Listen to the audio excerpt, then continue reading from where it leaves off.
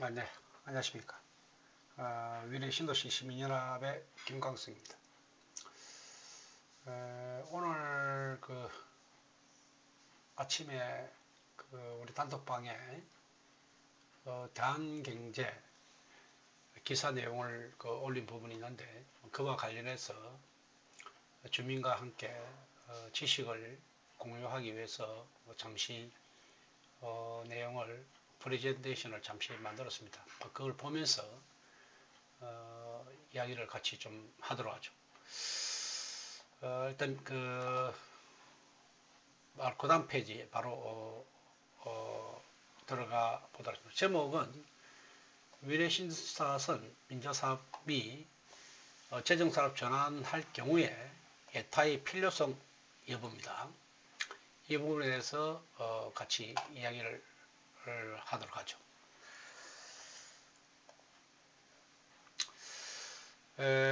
오늘 대한경제의 기사 내용을 좀 보게 되면은 대한경제 기사에서는 민자 사업을 재정 사업으로 전환할 경우 예타를 받을 필요가 없다고 이제 보도를 했습니다. 그러나 우리가 실제적인 어떤 사례와 어떤 관련 규정을 보게 되면은 반드시 예타를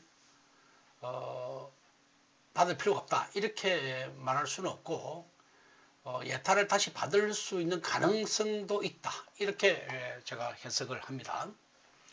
그러니까 반드시 예타를 받을 필요가 없다 이렇게 말하기에는 어려움이 있다. 그 부분을 좀 우리가 같이 진행해서 설명하도록 하고 어쨌든 우리 주민분들 좀 이야기 편하게 쉽게 하기 위해서 관련 내용을 정했으니까 그 다음 페이지를 보도록 하겠습니다.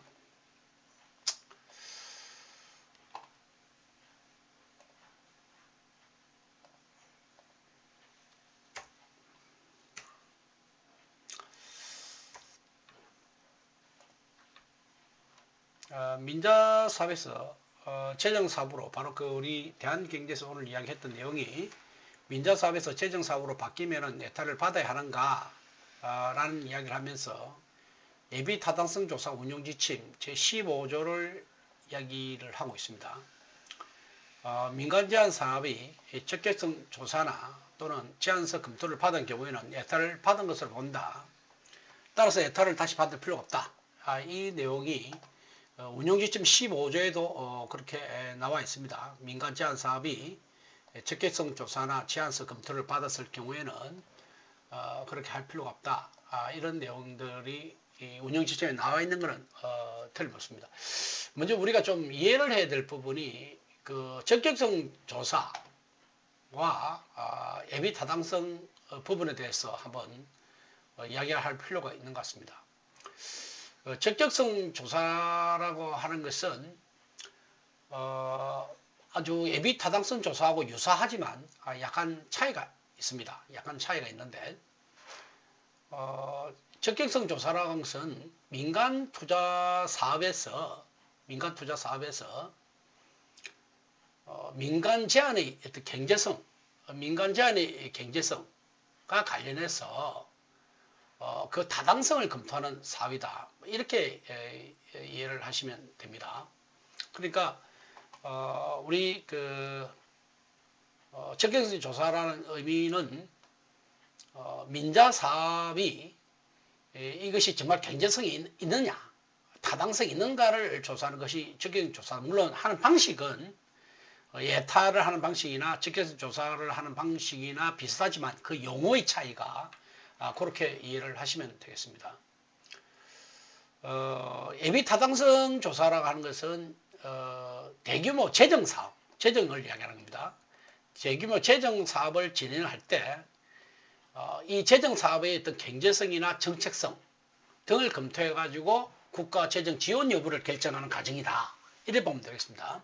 그래서 국가 재정을 들어가는 데 있어서 이것이 경제성이나 정책성, 경제성이라는 BC라고 이야기했죠. 제가 BC라고 이야기했고 또 정책성은 AHP라고 있었지 않았습니까? 그 부분을 검토를 해가지고 국가 재정을 넣을 건가 말 건가를 넣을 것이냐 안 넣을 것이냐를 결정하는 것이 예비 타당성 조사다. 이렇게 보시면 되겠고, 적격성 조사라는 것은 그 방식은 비슷하지만 용어의 차이가 민자 사업이 민간이 제안하고 있는 이 내용이 정말 경제성이 있느냐, 타당성이 있는가 이런 부분을 조사하는 것이 적격성 조사다. 이렇게 보시면 되겠습니다. 그래서 용어는 그 내용을 방식은 비슷하지만 용어는 다르다는 것을 먼저 이해해 주시면 좋겠고요. 자, 우리가 운영지침 15조에는 어찌됐든 민간 제한 사업이 적격성 조사나 제안서 검토를 받은 경우에는 예타를 받은 것으로 본다. 이렇게 나와 있기 때문에 예타 면제가 아니냐. 이렇게 이야기할 수가 있습니다. 그 다음 페이지 한번 또 넘어가면서 보도록 하죠. 하지만 우리가 예타를 다시 받을 수도 있다는 이야기입니다. 예타를 다시 받을 수 있다는 이야기는 뭐냐면은 지금 예타를 다시 받아야 하는 경우가 어떠냐면은 사업 내용이 기존과 다를 때, 물론 우리 주민분들 할 때는 야 이거 뭐 사업 내용이 노선의 변경도 없고 똑같은 거 아니냐, 이렇게 그 본질적으로 똑같은 거 아니냐, 그렇게 이야기를 할 수는 있죠. 그렇지만 이 판단을 우리가 지금 판단하는 것이 아니라 기획재정부에서 판단하는 거잖아요. 기획재정부에서 어떤 생각을 갖고 있냐의 문제죠. 기획재정부의 입장에서는 이 사업 내용이 바뀌었다고 볼 수가 있죠. 기획재정부 입장에서는 만약에 아주 좀 더 강한 의미를 갖고 진행한다면은 그렇게 볼 수가 있죠. 그거는 왜 그러냐면은 민자 사업이라는 민자의 적격성을 갖고 우리가 평가를 하는 것이고, 재정을 들어가게 되면 재정의 투여에 대한 부분에 대한 그 기준인데, 먼저 사업의 주체가 이제 바뀌었잖아요. 사업의 주체가 민간에서 정부로 바뀌었잖아요. 운영 방식 자체가 바뀌었잖아요. 그 운영 방식이 바뀌게 되면은 또 그 사업의 규모가, 총 사업비가 바뀔 수가 있는 거죠. 예를 들면 민간이 진행하게 되면 민간의 운영 수입이라든지 이런 부분을 감안해가지고 뭐 비식값이 좀 틀릴 수가 있을 수가 있죠. 근데 어쨌든 그 운영 방식이 바뀌고, 그 운영 방식이 요금을 또 어떻게 하냐, 저렇게 하냐의 경우가 틀릴 수 있다는 거죠. 즉 사업의 규모가 사업 내용 자체가 기존하고 다르다고 기획부가 판단할 수도 있다는 제가 말씀을 드리는 겁니다. 이건 이제 기획부가 이제 생각을 해야 될 부분이고, 마찬가지로 사업 규모도 총 사업비가 지금 현재 총 사업비가 증가될 수가 있죠. 사업 규모 그 자체가. 그 민자로 진행할 때는 민자가 50%가 들어가고 하는 부분인데, 어쨌든 그 진행하는 방식에서는 운영 사업 주체의 운영 방식에 따라서 또 요금의 정책에 따라서 그 사업비가 바뀔 수가 있잖아요. 그죠? 그러니까 이 판단을 제가 지금 이건 바뀝니다. 사업 규모가 바뀌었다. 이렇게 제가 단정적으로 이야기하는 것이 아니라 이 판단을 기획재정부가 한다는 이야기입니다. 그렇죠? 기획재정부 봤을 때는 야 이거 예타해야 돼. 민자 그 적격성 부분은 적격성 부분이고, 우리가 이게 사업의 규모가 바뀌었다고 볼 수 있고 운영주체가 바뀌었으니까 이게 필요해. 이렇게 이야기할 수 있다는 거죠. 그죠? 그런 부분을 제가 말씀드립니다. 운영 방식, 요금 정책이나 운영 주제가 바뀌었다. 그러니까 다시 예타를 받아야 되지 않느냐.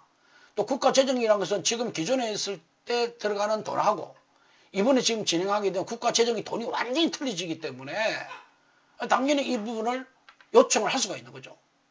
또 기존에 우리 경제성이 우리 비식값이 1.0기밖에 안 났잖아요. 그러면 지금 물가가 이렇게 올라가지고 경제성이 있느냐 없느냐 따질 수가 있고, 또 정부 정책의 변화로 인해서 요청을 할 수가 있다는 얘기를 말씀드리는 겁니다. 그래서 예타를 다시 받을 수도 있다는 것을 제가 말씀을 드리는 겁니다. 자, 그걸 제가 일단 말씀을 드리겠고요. 제가 이와 관련해서 조금 전에 김태년 의원실에도 전화를 했어요. 담당 정책 보좌관하고 통화를 했는데, 이제 보좌관의 이야기를 자기들은 검토한 바에 의하면은 이것이 필요하다고 판단해서 그걸 했다. 그러니까 저거 나름대로 뭔가 생각이 있을 거 아니에요. 적어도 나름대로 기획조정부 소관 아닙니까? 우리 김태년 의원이. 그러니까 기획부하고 무슨 이야기가 있었겠죠. 그러니까 자기들은 그게 필요하다고 판단했으니까 했지, 그냥 하지는 안 했을 것 같은데, 어쨌든 그 담당자 이야기는 자기들은 필요하다고 판단했습니다. 라는 이야기를 했어요. 그래서 좀 더 알아보고 저희한테 전화 달랬는데 얘들 말 안 듣습니다. 지den까지 말 지독실도 안 듣고 전화도 안 주고 그래요. 어쨌든 이런 상황까지 제가 말씀을 드리겠고, 그래서 우리 입장에서는 우리 주민이나 저 입장에서 똑같이 기존하고 똑같은 사업 아니냐. 그러니까 예타를 다시 받을 필요가 없지 않느냐. 이렇게 우리는 주장할 수가 있는데, 이제 기획부 입장에서는 운영 방식의 변화, 운영 방식이 바뀌지 않느냐. 그렇게 운영 방식이 바뀌니까 총 사업비도 바뀌는 것이고, 그러니까 이것은 예타가 필요하다라고 기획부가 주장할 수가 있는 거죠. 아마 제가 느낌에 김태년 의원 씨라고 이렇게 통화를 금방 한 내용으로 본다면은 그 친구는 필요하다고 우리는 판단했습니다라고 이야기했거든요. 그러면 지가 그런 판단할 때는 기획부하고 이야기 없이 그렇게 하지는 않았을 거 아니에요. 그죠? 어쨌든 그런 부분을 제가 일단 말씀을 드립니다. 결국은 사업이 동일하냐, 또 운영 방식이나 사업비 등의 변화가 있는가, 이런 판단에서 핵심 판단 기준이 어떻게 되느냐가 틀려질 것 같습니다. 일단 그렇게 보겠고, 그 다음 페이지 보도록 하겠습니다. 신분당선, 제가 오늘 몇 가지 검색을 해가지고 봤는데, 신분당선 연장되는 구간이 있더라고요. 신분당선은 호매실 연장이라 가지고 강교에서 호매실 구간인데, 이거는 원래 민자사업으로 진행하다가 민자사업 경제성이 0.3인가 0.4밖에 안 나와가지고 경제성이 부족해가지고 결국은 재정사업으로 전환하게 됐는데, 재정사업을 전환하고 있는데 다시 예비타당선 조사를 다시 했고, 그러고 2020년 1월 15일 날 예타 통과해서 사업이 좀 확정이 됐더라고요. 우리하고는 조금 틀리긴 틀립니다. 우리는 적개성 심사가 일정 공리로 통과됐고, 통과된 상태인데, 얘들은 민자를 했을 때 오히려 일정공이 안 되는 거예요. 안 돼가지고 이제 재정사업 전환하면서 예타를 갖다가 새로 받았더라고요. 그래서 이렇게 이제 진행된 기준하고 우리하고 약간 틀린데, 어쨌든 제가 지금 말씀드리는 거는 민자 사업으로 적개성 심사를 했다가 또 다 예비 타당 조사도 한다는 것을 제가 말씀드리는 겁니다. 약간 우리는 이미 적개성 심사를 통과한 상태고, 요 호메시는 적개성 심사에서 탈락을 하고 다시 예비 타당성 조사를 했는데, 어쨌든 약간 우리하고 틀리긴 합니다만은, 어쨌든 신분당선 사례를 보면은 민자사업에서 재정사업 전환할 경우 예타를 다시 받았다는 내용을 제가 그 부분을 검색해서 말씀드리고, 물론 더 세세하게 들어가면 더 틀린 부분도 있겠죠. 더 틀린 부분도 있겠지만, 어쨌든 민자사업의 적개성 심사도 받았고 재정으로 통해서 예비타당 조사도 받았다는 것을 한번 제가 검색해서 찾아봤습니다. 자, 그 다음 보도록 하죠. 미래 신사선은 어찌 될 건가, 어찌 되겠는가라는 부분인데, 지금 우리 운영 지침, 그죠? 예비 타당성 운영 지침을 들어가게 되면 예타를 면제받을 가능성이 상당히 있다. 결국은 이게 힘의 논리 아니겠습니까? 국회의원이 좀 신경을 쓰고, 이러면은 예타가 될 수 있을 것 같은데, 운영 지침으로 봤을 때 15조죠. 어쨌든 그 운영 지침을 읽어봤을 때는 위례 진사선은 민간 제한 사업으로 추진됐고 적격성 조사를 통과되었고, 따라서 원칙적으로 예타를 다시 받지 않아도 된다는 지침은 맞습니다. 지침은 맞는데 아마 이제 운영 지침이라는 것이 제가 쭉 다 읽어봤어요.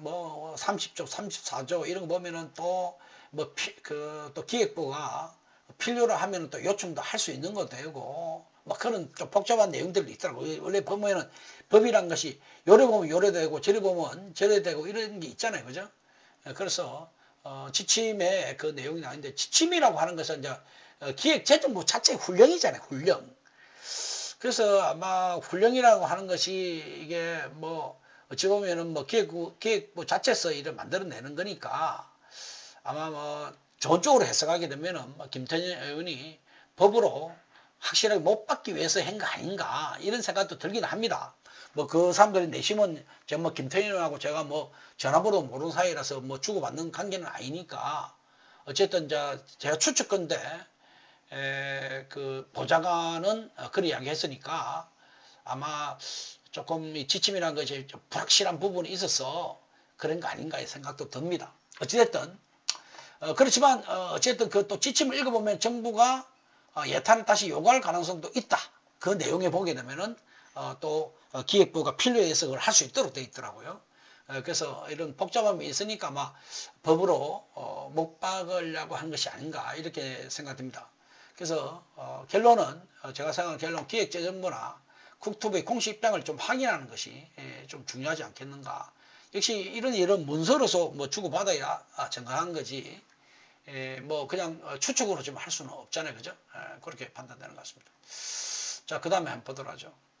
그래서 결론은 일단 우리가 좀 알아야 될 내용은 위헌 신사서는 일단 원칙적으로는 예타를 다시 받지 않아도 된다. 그 운영 지침, 예비 타당성 운영 지침의 15조에 하면은 그게 가능한 것으로 이렇게 나옵니다. 하지만 사업 규모 변경 등으로 인해 정부가 예타를 다시 요구할 가능성도 있습니다. 그것은 아까 말씀드렸듯이 또 운영 지침의 다른 그 몇 조 조항을 보게 되면은 그렇게 할 수가 있도록 돼 있어요. 그러니까 딱 15조만 보면은 또 이 해당 사항이 없는데 또 다른 조항들 보면은 기획부가 뭐 이런 말 저런 말로 해서 예타를 요구할 수도 있는 그런 사항도 있다. 이렇게 판단되는 것 같습니다. 또 실제 사례에서는 재정사업 전환 후에 예타를 다시 받은 적도 있고요. 현재 정부의 공식 입장을 확인하는 것이 중요하며 이에 대한 질의를 진행할 필요가 있다는 게 제 생각입니다. 그래서 우리가 다음 단계 정부의 공식 질의가 좀 필요하다는 생각을 갖고 있고 신부당사 사례와 비교할 때 위례 신사선도 예타가 필요한지 또 정부가 예타를 요구할 기준은 또 무엇인지 현재 위례신사선 재정사업 전환 시 예타 진행 여부에 대해서 뭐 국민신문고를 통해서 한번 질의를 해볼 필요가 있다 이렇게 판단합니다. 어쨌든 공식적인 문서를 받는 게 중요할 것 같고요. 관련 질의는 제가 별도로 한번 시간 날 때 만들어서 기획재정부에 공식적으로 질의를 하도록 하겠습니다. 아마 질의를 하게 되면은 이 친구들이 명백한 답은 하지 않을 가능성이 있어요. 뭐 좀 자기도 괜히 또 명백하게 답했다가 입장이 곤란해질 수도 있잖아요. 그러니까 그렇지만 우리는 어쨌든 이와 관련해서 정부의 공식 질의를 할 필요가 있겠고 그와 관련해서 제가 따로 한번 준비해 보고자 합니다. 뭐 김재년 의원실 연락 오면은 제가 다시 공개를 하겠습니다만은 제가 이래 봤을 때는 김태년 의원실에 제가 2번을 전화를 해봤는데 일을 하는 게 그렇게 열정적으로 일하는 것 같지는 않고 그렇게 일을 하면서 어떻게 국회의원을 했는지 잘 모르겠어요. 그 밑에 보좌관들도 뭐 대충 하는 것 같은 그런 느낌이에요. 제 느낌에는 우리가 뭐 우리가 저 위례신도 시민연합이라는 단체고 제가 단체의 대표로서 질의를 하게 되면은 지금 두 번 질의를 했잖아요. 그 법안과 관련해서 발의했으니까 주민하고 우리가 설명회를 우리가 자리를 개최할 때는 올 수가 있겠냐 이러면은 온다든지 안 온다든지 이야기를 해야 되잖아요. 그 아예 답도 없어요. 이거는 그 기본적으로 뭐 제가 뭐 김태년 뭐 이런 당을 떠나서 정치인이 또 보좌관들이 그런 행동을 하면 안 돼요. 당연히 거기에 대한 가타부타 이야기를 해줘야죠. 그런 거 무시해버리고 오늘 아침에도 제가 질의해서 빨리 좀 알려달라. 너가 왜 그런지 왜 가면은 좀 그 대한경제에서 노는 내용과 틀리냐 이런 질의를 하니까 알려주겠다 해놓고 소식이 없어요.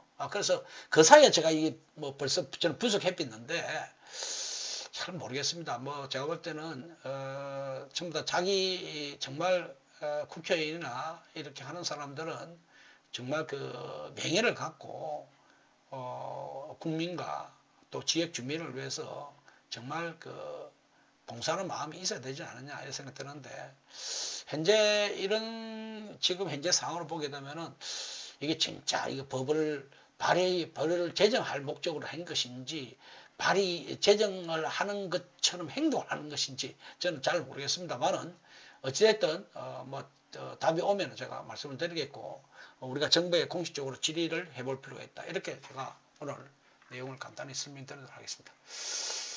자, 그렇게 참고하시고, 그래서 무조건 아까 이야기했듯이 그 운영 지침에 따라서 예타가 면제된다 이렇게 주민분들 생각하시면 안 될 것 같고, 그 외의 조항들도 있더라.